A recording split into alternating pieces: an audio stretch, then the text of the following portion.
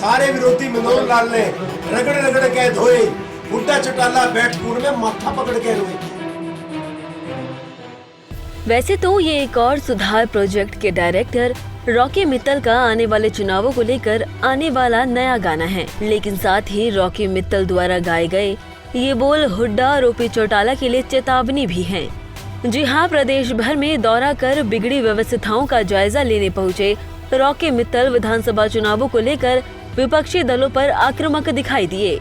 जहां रॉकी मित्तल ने न सिर्फ बीजेपी लोकसभा की तर्ज पर ही विधानसभा में बम्पर जीत का दावा किया, बल्कि विपक्षी दलों को चुनाव न लड़ने की नसीहत तक दे डाली।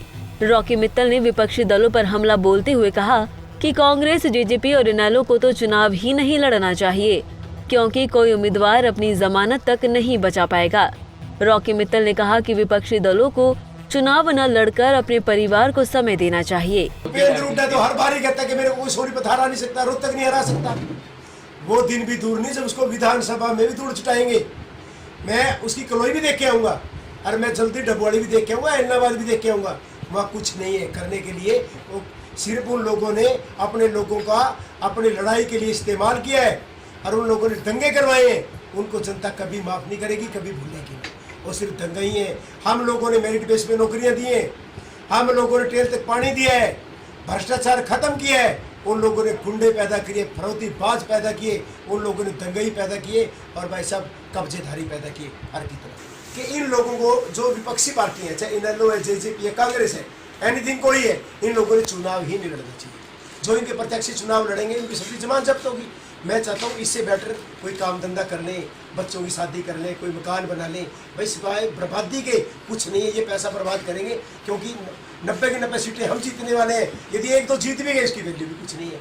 इसलिए मेरी तो एक ही एडवाइस है, एक और सुधार का डायरेक्टर होने के नाते, क्योंकि एक एक करके सुधार करना विपक्ष का भी काम है, हमारे भाई हैं। मैं कहता हूँ चुनाव मत लड़ना।